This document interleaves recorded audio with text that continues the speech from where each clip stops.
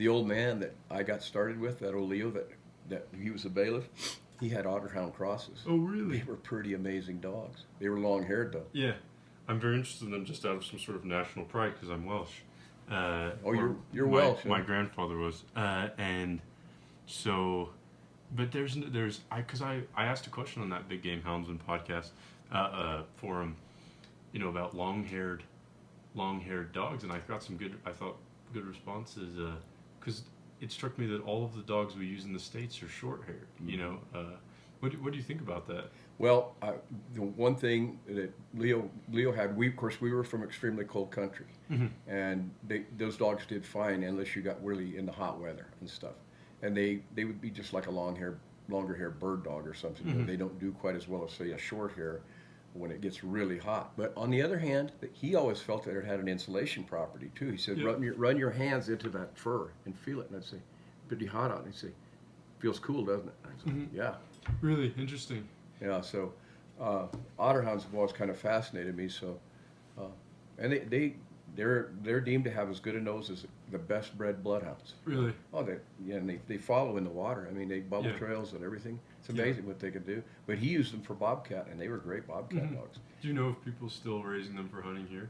I investigated, and there are some people that do, but I don't think they really hunt otters with them. I think they probably use them. The ones I saw were using them for blood trailing, Mm-hmm. for deer Mhm. stuff. Unfortunately, there's not much dog hunting left in the UK. It's got a very strong tradition of dog hunting. Absolutely. And people are still running rabbits with, whippets and greyhounds. Lurchers. Lurchers, yeah. But the hound hunting is under pressure, Oh yeah. Well, it's everywhere. Yeah. Blood sports, anything, and that's why it's so ultimately important that as representatives of the sport of hound hunting, that we have to put our best foot forward. I just get so bent at times with Facebook and all these bloody photos and all this fight scenes and all that sort of stuff, Yeah. because everybody can see it, and yeah, there is blood, there is things that happen at times and stuff, but the guys reveling in it and stuff, Yeah. I'll make a confession to you that a lot of people don't know about me. I actually became a member of a mountain lion protection program group Mm-hmm. because I was the one expert they could call on. And this lady and I became pretty good friends. Now, I'm not talking about anti-hunting totally, but protection, from some of the stuff that the government was doing, and stuff. And those people have a valid point. When they can pull up reams and reams of stuff when they go to these rallies of stuff that is really offensive. Yeah, no, and I think that it's a fine line because there is a fair argument that's made that we don't want the non-hunting public to become so sensitive to real violence that that when it will eventually leak out that they see a kill shot or something like that, and they're outraged because they've just come to think it's a sort of bloodless, noble hunt, and which it is those things as well. Right.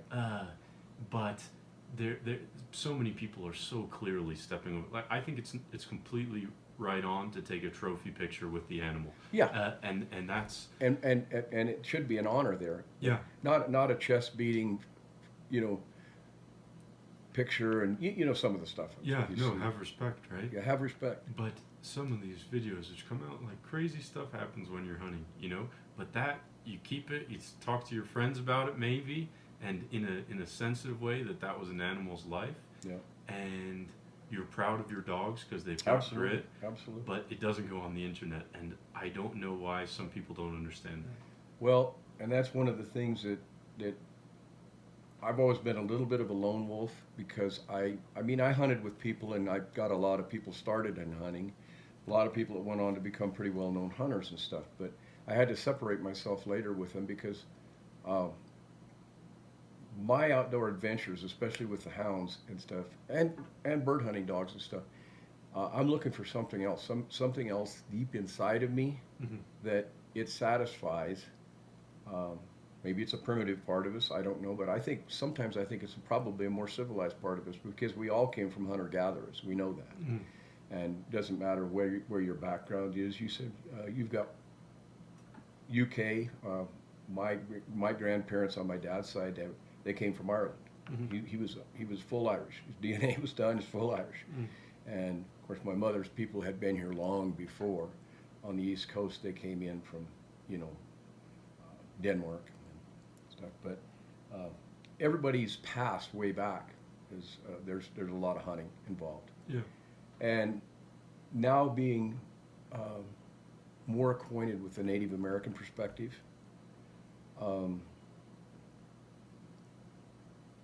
married to a Native American now.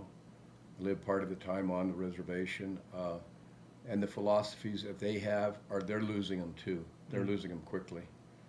They had a lot of reverence for a lot of animals and animal spirits and things of that nature, but a lot of the younger generation, they don't have that anymore. They're getting totally away from it. And it's really sad. Even in my short period of time hunting, which not short now, 50 years of hound hunting, but I did work on other reservations and stuff, and with some of the older people and stuff, and their traditions steeped for mountain lions and bears, very different now with a lot of these hunters. In fact, most of them would not even participate in a bear hunt because bears were deemed as family, familiar, and they could be good, they could be bad. Sometimes they had to be eliminated, but they wouldn't take any part of it. They would never touch them, anything like that. And I was asked to come on and train some guys, and I did with my dogs and stuff.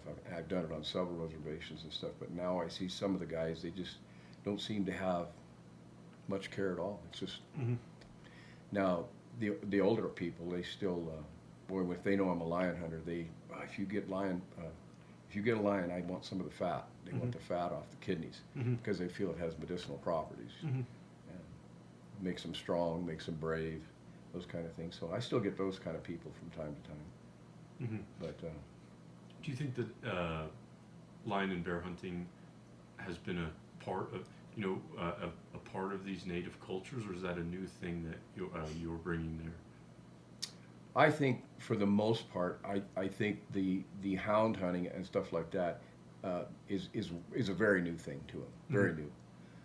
In probably the last generation, because before I'm sure that there were times that I know that reading a history of Geronimo, that was one of the rites of passage for young Apaches. He was a Chiricahua Apache or one of the Southwest Apache tribes, but my wife's father is actually related. So, but one of the things they had to do was go out and kill a mountain lion, and they had to do it by hand, hand to hand, with a knife. And get it bait up or whatever and go in and do that, and he did. And that was a part of a rite of passage, I guess it was, or something in some traditions, probably not all of them. I don't know that about bears. I really don't. Got the lion bait up without dogs? Oh yeah. And do you think that they were doing that by they were tracking the lion? Absolutely. On dry ground? Absolutely. Wow, incredible. I've caught lions without dogs myself. On dry ground? On dry ground. Really? Yeah. And on snow, I've done it several times. It's pretty easy. Yeah. At times. So, I'm nothing against snow hunting at all. I did a lot of it and stuff, but that's where most lions die, is in the snow. And you can tell just by looking at Facebook. They're always holding a bloody, soggy lion up in a snowbank, Yep. But dry ground, it's the dry ground purists, which I've gotten to know a lot of them and stuff. It's a different culture. It's a way of life. A lot of respect for the animal in most of these guys. A lot of respect for the hounds. And there's always some guys out there that are driven by ego, but you don't see it too much. Most of them are pretty. It's kind of a brotherhood. When they know you truly are a dirt hunter and you're willing to go out there and maybe ride that horse or mule 10 days and not even see a lion track, or not even come across a lion track that a dog can open on for 10 days, but you keep going back. And then suddenly something happens and you catch one, and it's a great deal, or you trail a lot more than you catch, but there's so much satisfaction in it. But it does take a high degree of lion lore. It takes a high degree of dog capability. It's not like painting by numbers. It's not connecting the dots. You can't connect the dots. A lot of times you can't see a track. And There's a humility, I think, that comes from spending a lot of time out in nature, whether it's the desert, the mountains, Absolutely. whatever it is. And It's a humbling thing to go and walk where the lion walks. yep, Um, you can get it on snow, and snow can humble you real quick in sort of a scary way Oh, if yeah. it's deep snow. But I think you can you can work a 40-hour week job and have the dogs, and you take them out on weekends and find a lion track and let them out of the box, whatever, and you may be missing some of that humility, in that it's just time spent in the woods, and maybe that's the factor in that a lot of these dry ground guys, giving them the respect. I'm just a new hunter, and I've caught a couple lions, a good number of them, yeah, all in the snow, and a good number of them, me walking, a long ways down the track. Sure. The first time I caught a month ago, and I walked that lion track out with my dogs 5-6 miles in the snow. It took me a couple days. Absolutely. And when I caught that lion, I felt like I was in that lion's head a little bit. Yeah. Although they're alien creatures, Yeah. I really did feel like I was quite empathetic towards the way it was seeing the world, and I wouldn't be trigger happy in that situation. Yeah. Yeah. That's interesting. Um, I've been lucky enough to harvest some really big toms. I've been, I think myself, I've got at least 3 in the all-time record book. I've caught 3 or 4 over 200 pounds. The biggest lion I ever caught was 227 pounds. He went in the all-time book. I can show you a picture of him, but he, yeah, maybe I can. Anyway, this here he is right here. Mm-hmm. And that's not a great picture, I mean, because That's a big old head. he's a monster. Yep. And, that was 100% dry ground, 80 degrees, Mm-hmm. and really hard. That Walker dog there in front was a grand dog, and that was his last lion. That lion had knocked him off a bluff. You couldn't tell right there, but he was dying. Mm-hmm. And there's old Katie, and there's Josie. These were some of the A-string dogs that I had that were just absolutely outstanding dogs. Mm-hmm. And caught a lot of lions. But he was a giant tom. He's full life-size mount in my other house. Mm-hmm. And looking for him, and once again, I don't know how far we rode horseback that day. We packed him out. My son and I, my oldest son, that was probably the most representative, greatest single lion hunt I ever went on. Mm-hmm. Not just because he was such a giant lion, but just the way everything worked out. Mm-hmm. I mean, we were in a really remote country, no roads, no nothing, but when we began to cold trail him, we'd trail down through places, and he'd make a scrape and stuff, and I mean, he'd make giant scrapes, and you could tell he dominated that area, in his wild area. He no doubt was a high country tom. He came out of the high country. Mm-hmm. And some of those bigger toms, one of the biggest toms caught in the United States was not very far from where I caught this one, but he was on the Colorado side. Mm-hmm. Brian Williams lion, if you ever look him up in the Boone and Crocker, that lion's almost 16 inches, I think, or he might be 16, giant. Mm-hmm. I think they figured he probably weighed 234. He was 234, 235. They didn't have a scale big enough until they got him in, so he bled out some, I'm sure. Mm-hmm. This lion we took to an authorized scale. We packed him out on a horse and took him because we wanted to know. Mm-hmm. We took him to a butcher. I think what you're saying about sort of that day being maybe your greatest ever lion hunt, the non-hunters would want to say, oh, but the lion at the end doesn't matter. It doesn't matter that it's a big lion, but I think that it does matter because Oh, yeah. that represents so much. It represents all the days you've put in, the all maturity of of that animal that Yeah, you're. and a lot of tracks I called off of, and a lot of lesser lions, well, that's, once you've hunted lions as long as I have, and you really are a student of the wilderness and stuff, I can tell you within probably 10 pounds, just about the size of just about any lion, their foot, Mm-hmm. if it's a male, if it's a female, Mm-hmm. and all that sort of stuff, because I've looked at thousands Mm-hmm. of lion tracks. My wife has really gotten good quickly. Mm-hmm. I mean, I'm almost wonder if it's something in her past lives or something, because she could be riding along on a horse and she goes, there's a lion track right there.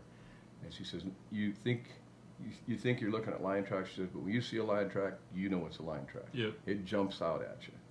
It's just so different. But Yeah. and I do agree, hunts like that. And I think that hunt right there might have been a culmination hunt of a lot of things with me. Even though I had some great dogs after this, I think that was kind of like my son. He's a big time hunter. He's up in Wyoming, but I caught him the year before I got that one. I caught him a big 193-pound booner, and that was a heck of a hunt too. That was a combination snow dry ground hunt that we ended up out of the snow, but it was a giant lion, and that Walker dog there in front, and then a son of his and one other dog caught that lion. Well, Josie was there too, and Kate was down in Silver City at that time. But he told me, he says, I have a lot of guys who ask me to go lion hunting up here and stuff, and he says, yeah, I just tell them I've been lion hunting. He said, dry ground, horseback, yeah. He said, that's lion hunting to me, but he said, I don't need to run around on a snowmobile or a buggy and all that. He says, I know we've caught lots of them that way. He said, and so he's kind of that way too. I don't condemn anybody for doing it. And a lot of times, like you said, the guy working a 40 or 50 hour a week job, he's got kids, and a lot of these outfitters are depending on some of this money. They got to cash a check, and stuff. I have a little axe to grind with some of them, and you'll read some of my stuff here. These all went to the state. I've written a lot of articles in different magazines and stuff, but those were things that went to the state. I did have some other ones too, to really kind of try to change some of the laws around lion hunting in New Mexico, and actually, I quite literally did help change the quota system, the female sublimit. I also helped reveal to them the lion quiz that you have to take a test before a sexing and aging test before you can get a lion tag now. Yep. And I brought that in from this other Ute reservation because they were already doing it, and they were telling me before, well, you get up under a tree, you can't tell if it's a tom or a female. And I said, we're killing too many females. And I said, yes, you can. And I said, if you can't tell looking out there, I said that's a branched antler buck or it's a spike or whatever, what do? You don't shoot.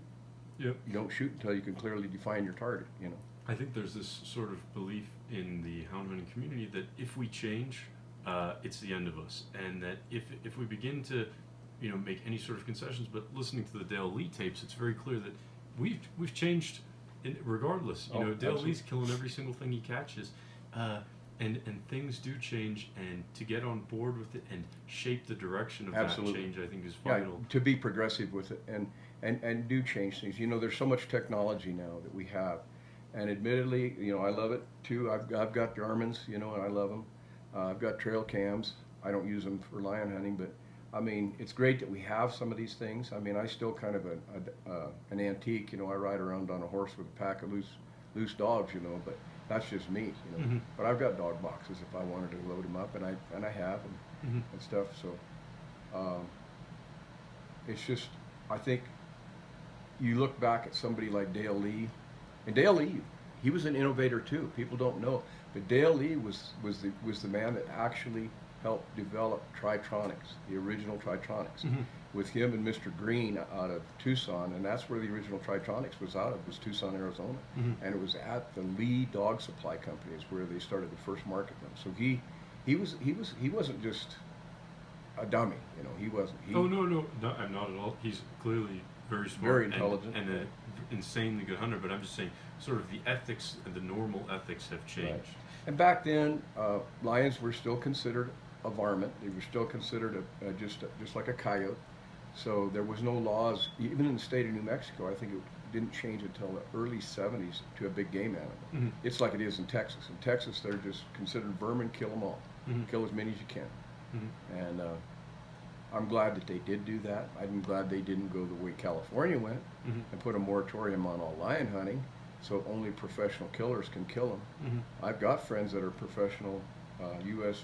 Wildlife Service lion hunters. I was a partner with one of them in a program of hounds, but I think it's terrible that we can't use sport hunting to help manage this resource, and we can. And as you'll read some of my stuff, we have shaped it, we have done it. We've learned that we're still killing too many lions in some areas. The deer hunters say that we're not. The deer hunters they want all the lions dead. I'm a deer hunter, don't get me wrong. But what I mean is the guy that misses or didn't get a big buck, he's going to blame the lions. All the lions are killing them all. Yep. So I've spent thousands and thousands of hours out there on horseback with trained lion hounds. And yeah, that's what lions do. They eat and hunt deer. That's what they do. They don't just target big bucks. I mean, and stuff like that. You know, when they don't kill the amount, and it does. And I stayed in one of my studies here, Morris Hornacker, who was probably the leading cougar expert from a biology standpoint in the world, and ran a lot of these studies. And then Ken Lewis, who was his understudy, is a friend of mine. I've been to quite a few lion studies, and they clearly, even in the Frank Church and places like that, they went in and said that lions didn't have any effect on the deer and elk population, but the deer and the elk population had a tremendous effect on the lion population. Yeah. You got to have the prey. I spoke with Jim Williams, who wrote that book, Path of the Puma, and he's... Oh, good. I'm glad you did. Yeah. Because I was going to bring that one. That's a great book. And he says, and he also apparently, I live in the same town as Morris Hornacker, but I didn't even know. But he said the limiting factor on deer is habitat. Absolutely. And the quality of the habitat and weather. Absolutely. And water. And water, yeah. Yeah. And here you're sitting in a spot that has the highest concentration of Boone and Crockett bucks ever harvested anywhere in the world, is right here on this Jicarilla reservation. Giant bucks. I mean, the books are full of them. But we could probably go out there right now and drive around, and we might drive around 2 days and not even see a deer. Loss of habitat, changing. I'm not claiming climate loss, just change. Change has it. We still got deer. We don't have deer like they had back in the 60s and 70s when most of those big bucks were harvested. We still got some. We'll see a 200-inch deer every year, probably. I see them in town more than I do out here. I mean, they come right up out of the river and right in my backyard and stuff. Urban deer are they've got a pretty good gig if they don't get hit by a car. You know?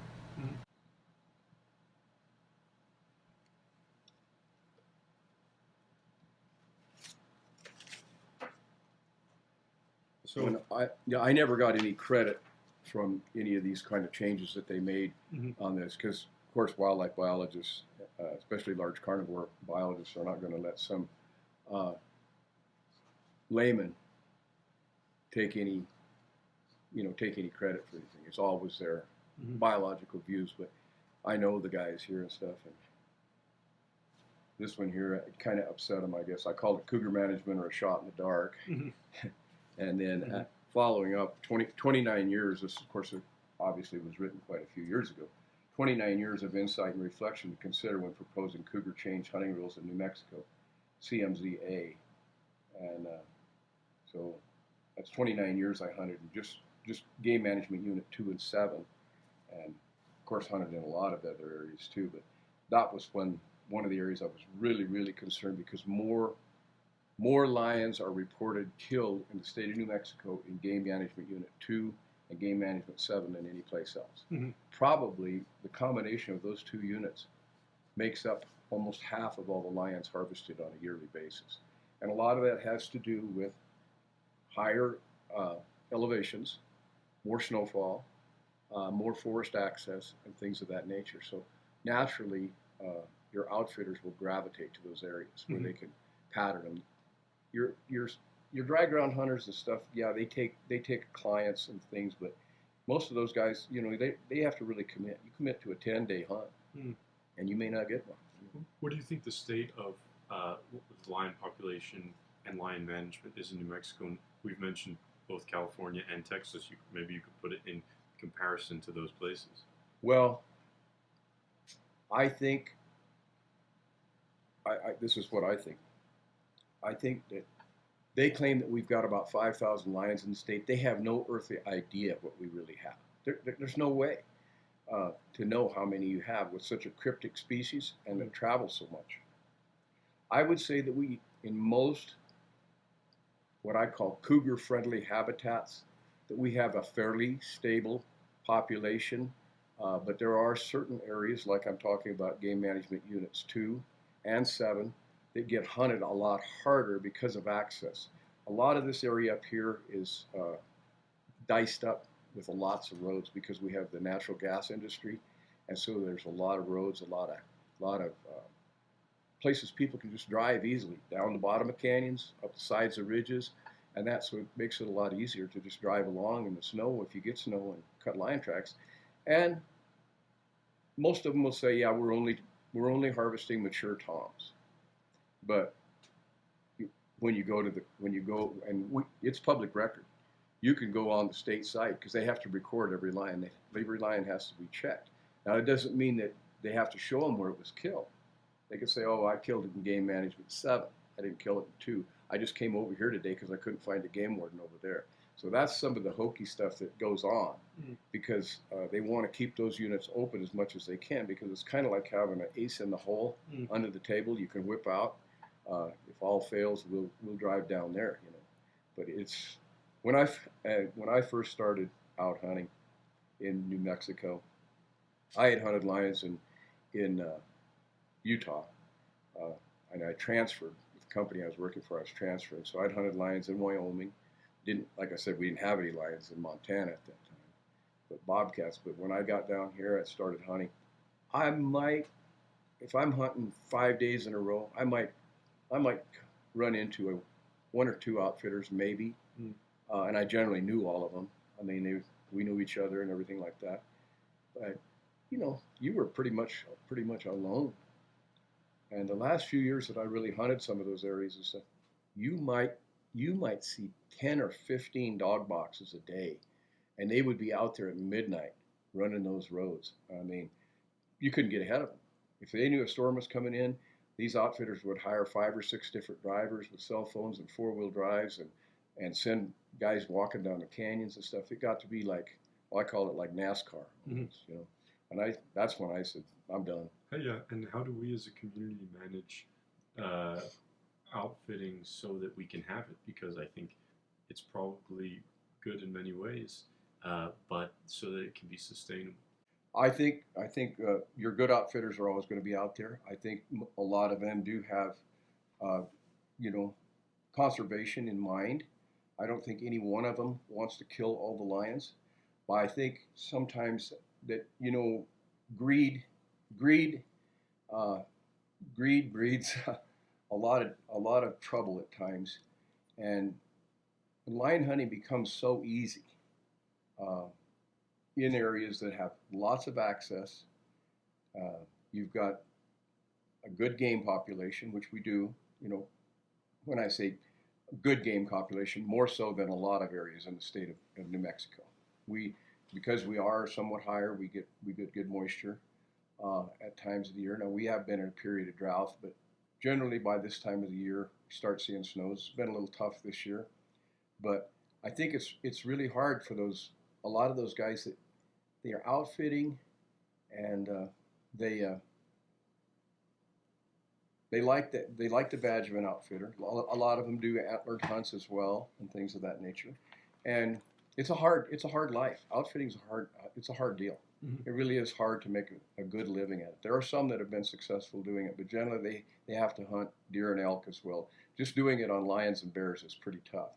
So it's really tough to manage when they're out there with 3 or 4 days with a client bouncing around in a truck and stuff, and you cut a lion track and you look at it and you go, well, you're looking and you go, that's probably a 110-pound female, but it's a lion, so we better kick the dogs out and see what we can do, And so they run it, they catch it, they tree it. You go to the tree. Of course, it looks big to a client that came out here from wherever, North Carolina or somewhere. And he looks and he says, "Wow, that's a big one, isn't it?" Well, it's a nice one, yeah. Would you be happy with that? Oh, yeah, I want it. That's generally how that goes. It's generally not go to the tree with the outfitter not knowing what he's going to see in the tree. The outfitter generally knows if he's not just a newbie, and he looks down and he goes, "I want to get rid of this guy. I want to cash a check.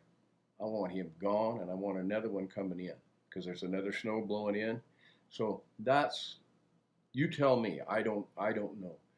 How do you really manage that business part of it? Um,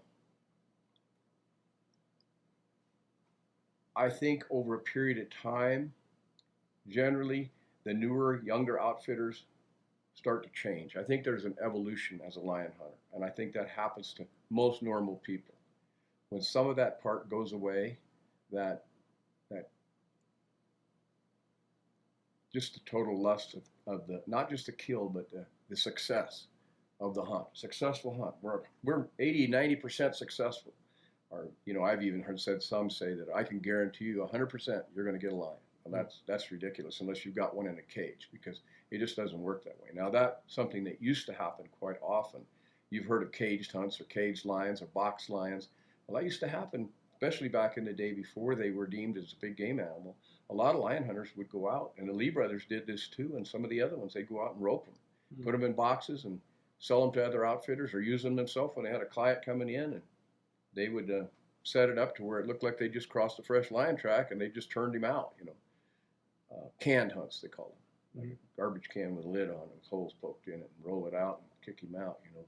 Now I don't think much of that happens anymore, although we did have an outfitter in Grand Junction, Colorado area a couple years ago that was apprehended doing that, and he paid a really healthy fine, and I do believe that he actually got a little bit of prison time. So they don't fool around with it. Colorado's tough anyway. What do you think? You mentioned that a lion hunter naturally goes through an evolution or progression, and what do you think prompts that? What is the cause of that? I think I'm going to get a little philosophical on you now, and you're quite young, but you're as especially males, not so much with the female hunters I've met, but we kind of have that predator instinct ourselves. We're into chasing girls, and we're into shooting more birds or shooting bigger bucks, and we're into that. We kind of have that predator instinct. But as time goes along, we start to change a little bit with maturity, but not only just maturity, with age. And things, your own mortality sometimes dictates that a little bit. You say, hey, I've been doing this a long time. I don't know how much longer I'm going to be doing it. I don't know how much longer we're going to have lions out here. I hope my grandson gets to see one in a tree and things of that nature. So you kind of change. And I know I've noticed a big change in me. That really took place about the time that I quit bear hunting. I would run these hills flat after those bears. I could run 25 miles a day. It didn't bother me. I would take a leash, a bottle of water, and a little mini mag light, and a pistol, and just take off after those dogs that I might be. Know where I'm going to come out. No GPS, no nothing. I didn't care. Sleep on the ground at night. I was a wild man. I was ate up with bear hunting. Bears were in trouble when we came around that time. But, I finally just grew out of it. And I had a few experiences with bears that, not dangerous experiences. I've had some dangerous experiences, but kind of I guess you might call it almost a spiritual type thing that has happened to me. And being out there with them. I think that the difficulties in life can open your eyes, and you're saying you're not sure whether other people have seen these things, experienced these things, and I think that sometimes we become less sensitive to the world and close ourselves off, and it allows us to do things like, sort of kill animals indiscriminately. Right. But if you open yourself up, I think you make more responsible choices. Absolutely. And then going into the dog aspect of it, I'm a devoted dog lover. There's no doubt about that. I tell people that dogs saved my life. At 5 years old, I was diagnosed with an uncurable kidney disease called nephrosis. And at that time, kidney transplants weren't that prevalent.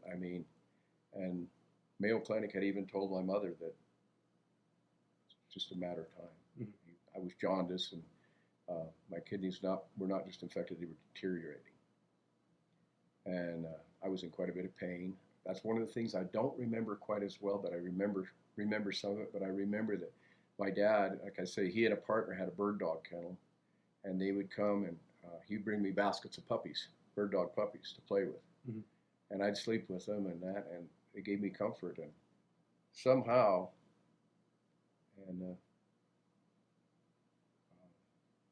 there was a different plan for me. And what the doctor said was an unexplained medical anomaly. What my mother said was a miracle. But my kidneys reversed. I walked out of there and I was healed. I spent months in hospitals and I never had a kidney problem after that. Mm-hmm. And I say I went to the dogs Mm-hmm. early. Yeah, no. And, yeah. And so I can't just see dogs as a tool. And I think some people do see dogs, lots of animals, as a tool, just a means to the end of getting a lion. Mm-hmm. They've got these dogs. And I see some people, and I'm not just going to point fingers at outfitters, a lot of just sport hunters too, with their dogs that they're just chained up out in the cold, or they may not get proper treatment, they need proper water, proper feed, and things of that nature. But when it's time to go lion hunting, they buy them trained or something like that, and they throw them in, and they go, and yeah, they catch lions and they catch game, and stuff like that. But see, I can't do that. Mm-hmm. I've owned over 500 hounds. I lost track at 400, but I know it was more than that. There's times back when I was bear hunting that I have as many as 30 dogs at a time. Mm-hmm. But I started getting away from the quantity numbers and hopefully getting into the quality numbers, especially with lion hunting. I had to. But dogs don't live that long. Mm-hmm. And not all dogs make it. They don't all make it. And so those are some of the questions that you ask of yourself. Who do I keep? Where do I make my decisions? And it's hard. I went through a lot of dogs. I sold a lot of dogs. I've given dogs away. I've euthanized quite a few dogs that were not acceptable dogs for hunting. And that's, they might have made a pet, they might not have, but some of those decisions you have to make. You have to become a really proficient dry ground hunter. That's one of the things that you have to do, is you have to be honest with yourself enough to say, I've worked this dog for 2 years and he's just not cutting the mustard. He's not going to make Mm-hmm. it. Now, he might make it for a snow hunter. Mm-hmm. He might not. That's a decision that somebody else could make, or he's not going to make it for anybody. And, I don't have him to watch the backyard. So that's where you have to sometimes, and it's not easy. It's Mm-hmm. not easy to do that.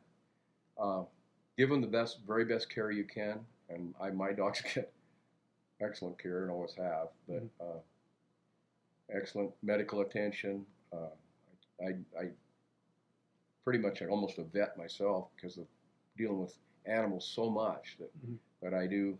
I've had to put a lot of dogs down too. Mm-hmm. And then you get dogs hurt. Yeah. And it's usually your best ones. Yes. Generally your best ones. So I have a couple questions. So in terms of the bear hunting, not only is there sort of the experience of the bear, but also you love your dogs, or at least care about them, and they're getting hurt a lot. How do you deal with that? Well, that's a tough question, and people that haven't done a lot of bear hunting and stuff like that don't know that it's not if your dogs are going to get hurt; it's when they're going to get hurt. It's just going to happen, especially if you got pressure bear dogs. There's going to be some hurt coming in there because bears are big, they're rough, they're fighters. And so it's going to happen, and that's just something you'll have to satisfy in yourself, that you're going to get dogs hurt. I have seen dogs killed instantly by bears. I've seen them hit one time and killed. Thankfully, it wasn't mine. I've seen a lot of dogs get killed at trees. And a lot of people claim that the bear killed them. I've seen a lot of dogs killed by dogs at the trees, dog fights.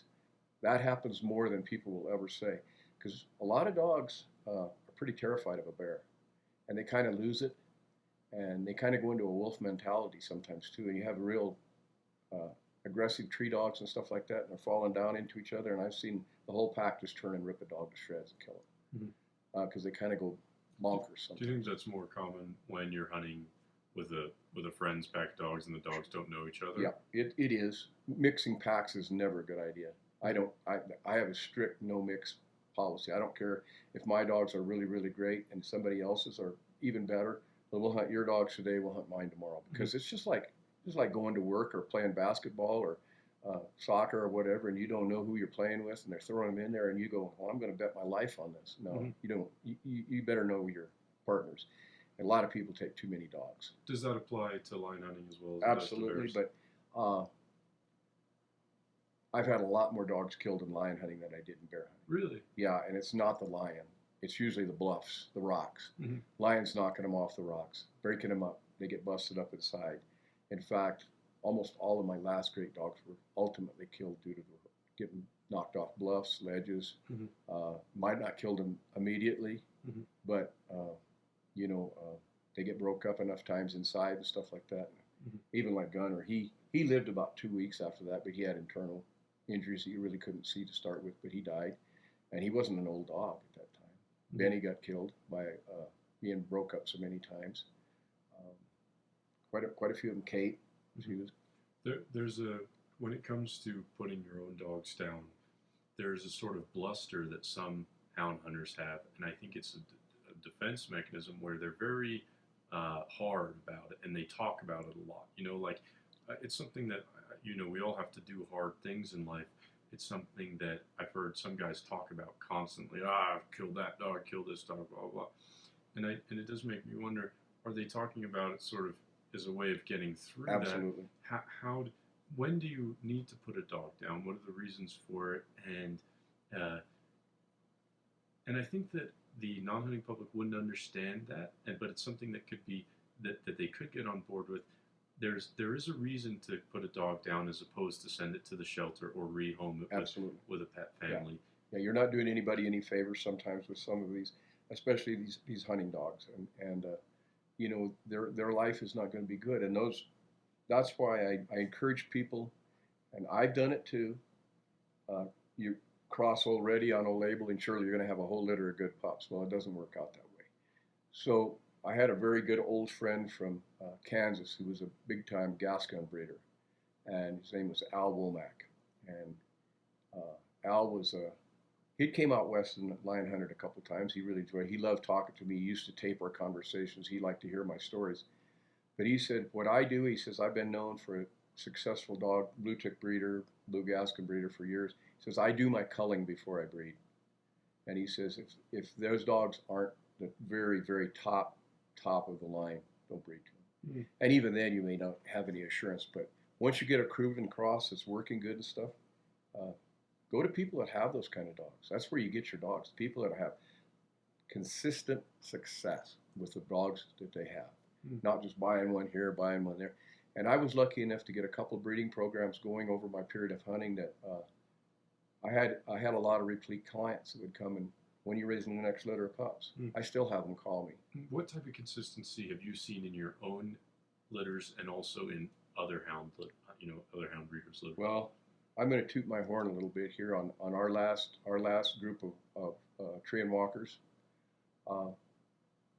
I probably, and Neil could give you better figures, but out of the last, say, 4 or 5 litters, we've not had one dog that would not hunt and would not cold trail at an early age. Now, some of them were better than others. Some of them are pretty wound up. They're kind of nervy dogs, extremely fast dogs. They're really good in the ledges. They're catty-like. But we got that cross, and we could almost say with perfect confidence, this dog is going to do it. Are you keeping pretty good track of the lineages of those dogs? Absolutely. In papers? Or if they're not papered, at least tracking? Yeah, absolutely. I can quote them back generations. Yeah. And what are you looking for when you pair dogs? Are you trying to take best to best? Are you trying to even out, sort of, I've got one dog with this good trait and I've that one dog with that mediocre trait? No. Best to best. Best to best. Yeah, best to best. Absolutely. All around. They've got to have a lot of drive to please me. They've got to have a lot of drive. They got to be hard hunters because I don't find the track for the dogs. Most of the time they're free cast, so they need to hunt like a pointer bird dog. They need to really get out there and quest and hunt hard. They need to be natural strike dogs. They need to be tough. They need to be able to ride. So sometimes you're riding 15 to 30 miles in a day, and that's not the trailing part, over rocky country. So you got to have tough-footed dogs. We struggled with that a little bit if the walker breed, but we've consistently kept choosing tougher and tougher-footed dogs, and once they're in shape, they did pretty good. And I'm just talking about walkers now, and that's not. I've been a black and tan guy. I've hunted plots. I've had lots. My early best dogs were blue ticks. I've even had red bones, mixed breeds, red ticks, English. I mean, I like them all if they're good, but I'm just talking about a breeding program. Right. And there was a lot of breeding before we started with these dogs. That was all the way back to the earliest tree and walkers. Are they straight walkers? They are straight walkers. And what kind of consistency do you see in you've gotten a lot of dogs beyond breeding your own dogs, and what kind of consistency, how many of those dogs are turning out, and how many do you see in They may turn out to make some kind of a dog, but to be really what I would call exceptional dogs, less than 50%. Mm-hmm. Yeah. Which is sort of exceptional amongst dog breeding when you compare it to the bird dog world. Various. I was talking with a guy about sort of German dog breeding and the remarkable uniformity and consistency they have. Big time. Why?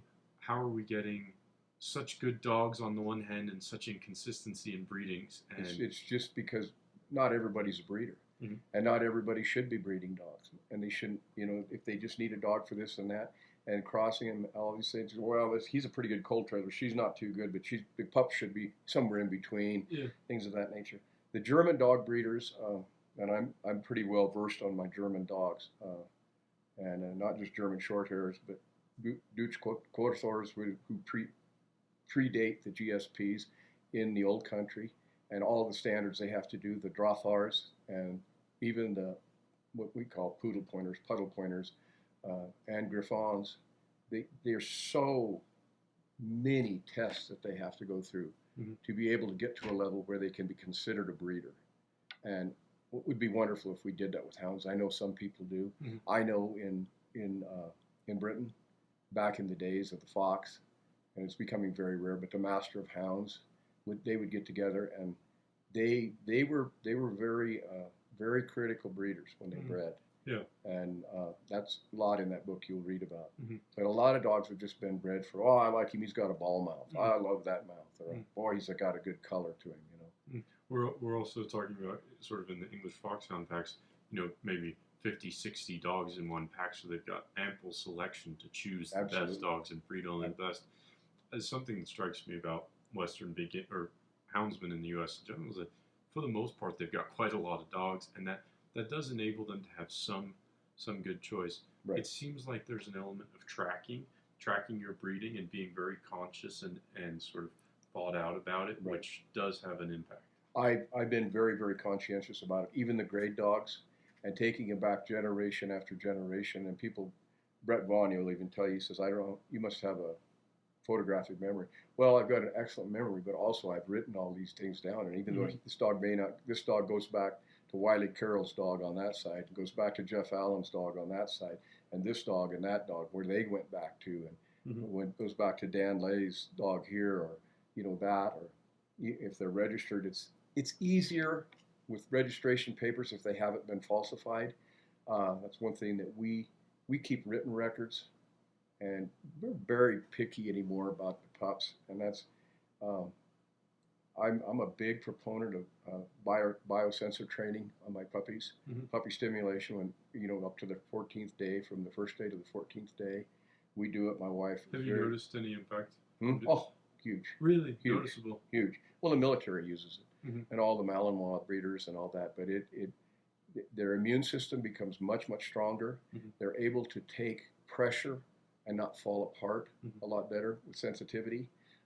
Even gun training and stuff like that comes a lot easier once you do this and stuff. And the puppy stimulation biosensor is people laugh at it, stuff like that, but our dogs, I've got dogs that we've done it with, and I've had hounds that were hunting hard at 15 years old and living to 17 years. Mm. I mean, so it's big. You've sort of mentioned a couple character traits that you look for in a hound, whether it's just a good hound to have or to breed. What are the physical traits that you care most about hunting in this country? Good tight feet, although not all my hounds have had it, but I like a good tight rounded foot with thick pads, not white pads, because we do have a lot of rock. Black pads? I prefer black pads, yeah. And you don't always get it, but that's one of them. I like a dog that's, although I've had some really, really big dogs, and a lot of people say, well, Mike, he likes those big old dogs, Dog size really doesn't have a lot to do in my selection process. If I had my brothers, I prefer a dog that's 50 pounds, Mm-hmm. with high up on his feet, good muscle tone. Um, I like a dark-eyed dog, but it doesn't necessarily. One of the best dogs I ever had was kind of an amber-eyed dog, and she was a great dog. Do you think what do you think the dark eyes contribute? I don't know. I just think sometimes it's aesthetically probably better. Mm-hmm. I don't like a wolf-eyed dog, Mm-hmm. but I don't think that has a great thing to do.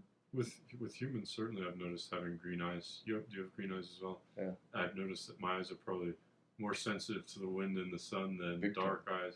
Big time. Yeah. They are, definitely. And a lot of people will say, well, black dogs don't do good in the Southwest and stuff because they absorb so much heat. I haven't really found that to be true. I ran registered black and tans for quite a few years. I caught just as much or more with those dogs than anything else. But I don't see it that much. A lot of people think walkers do better in the heat. Maybe, but I don't know. I think it all has to do with the heart. I like a dog that has a lot of drive, a lot of heart, but he's got to have a lot between his eyes. Mm-hmm. He's got to be a smart dog. I mean, some people say, well, hounds are just naturally stupid. They're hard to train. Well, some hounds are, and some bird dogs are, and some collies are, some Labradors even are. My limited experience with hounds, I have not found that they're stupid at all. I think it's a question of how you evaluate intelligence. Exactly. For me to run a track for 10 miles, stay at a tree for 2 hours, all the things they do are amazing. And also, I think that a lot of houndsmen don't ask a lot from their dogs in terms of obedience training. But my little dog out there will do a loose heel down a city street. Sure. I think you can ask. Absolutely. And people will always come out with me and they were amazed. They say, well, your dogs are broke to a whistle. I said, yeah. I said, early training as a bird dog guy. I said, I whistle break all my dogs. And I could stop them on a whistle and I could give them a hand signal. If I want them to cross the canyon and look on that side, all my older dogs would do that. They'll come into me. They'll load on command and unload on command.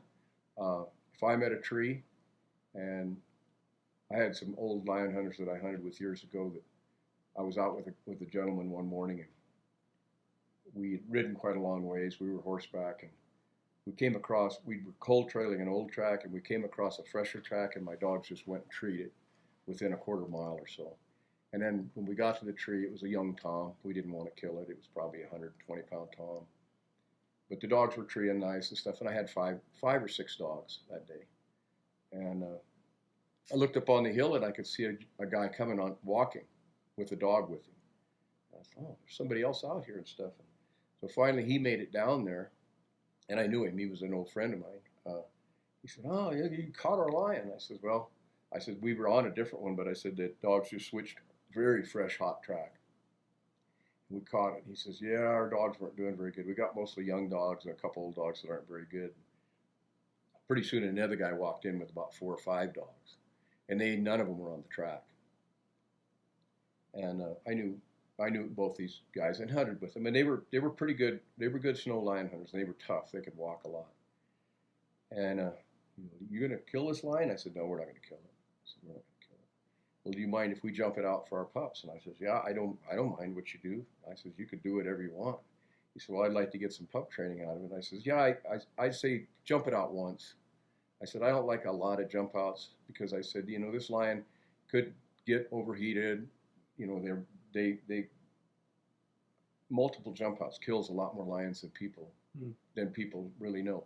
They may not die right there, but if they go off and they get respiratory disease and they die and you find them, and I found several that have been multiply jumped out in the snow especially, and really hammered, and they die.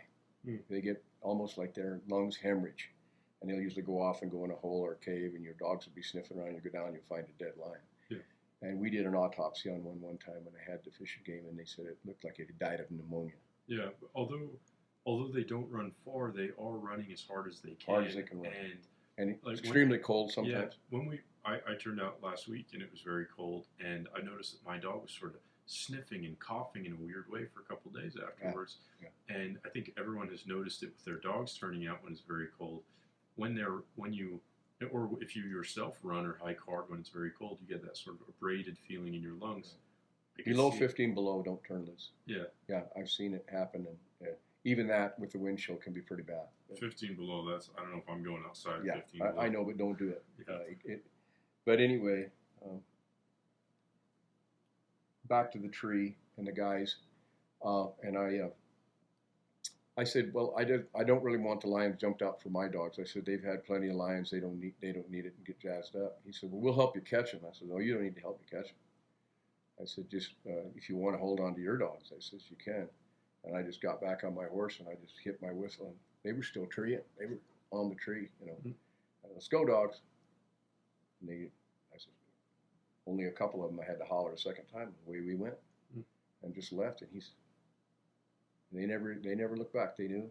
And so we went all the way to the trailer. We heard him jumping out because we hear the roar, And so here comes the wife, and so we picked these guys up on their way back, and because they were walking a long ways.